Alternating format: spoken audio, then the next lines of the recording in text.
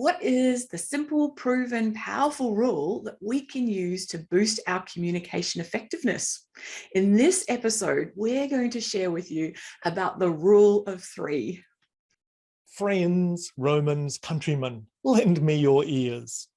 This famous quote from Shakespeare's Julius Caesar is a great example of the rule of three.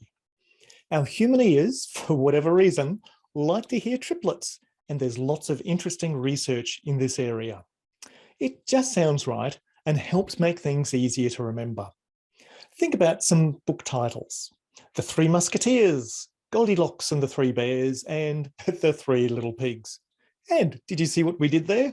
We gave you 3 examples of books that use 3 items in the titles. When we start looking, we see the rule of 3 all around us. That's awesome, John. The Romans actually valued the rule of three and had a saying, everything that comes in threes is perfect. Apparently, it's related to our human tendency to detect patterns in small samples. What's the smallest number required for us to spot a pattern? You guessed it, 3. This is how we detect rhythms. How many times do we need to click our fingers to create a rhythm? 3. Rhythm is made up of the beats and the spaces between them. So we need 3 beats to define a rhythm. Well, that makes sense, Denise. Let's think of how we often start races. We say, on your marks, get set, go. We know by the pauses between the words when we need to be ready to launch ourselves into the race. And if we're wanting to create an acronym, how many letters should there be? 3, of course, and we even call them 3-letter acronyms. Think of the ABC, the NBC, and the BBC. It's not just acronyms that love triplets, slogans love them too.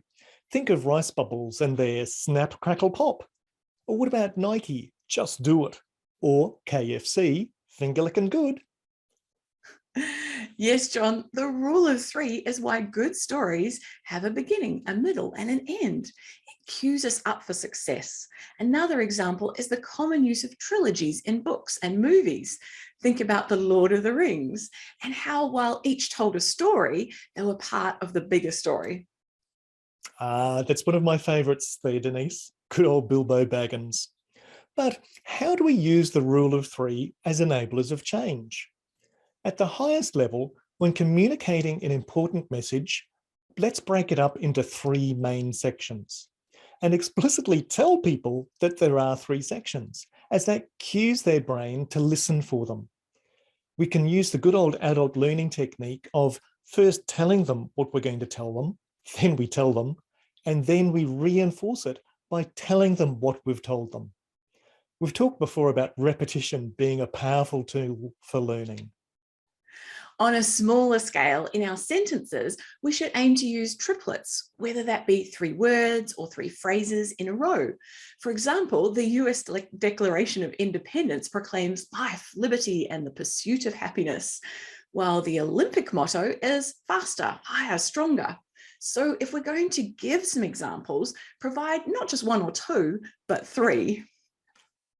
Denise, weren't the Beijing Olympics magnificent? Not that Australia or New Zealand collected too many medals. So folks, in conclusion, let's remember that it's good to do all things in moderation.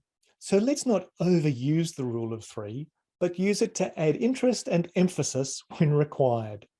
So this has just been a short episode to help make our communication more effective and to have greater impact. You've heard our thoughts, now we'd like to hear yours. Add a comment below the blog post and tell us about your experiences with the rule of 3, including any tips and further ideas about it. We don't want this just to be a one-way conversation. Join in by sharing your thoughts and ideas with us. Thanks, folks, for joining us on this Enablers of Change episode.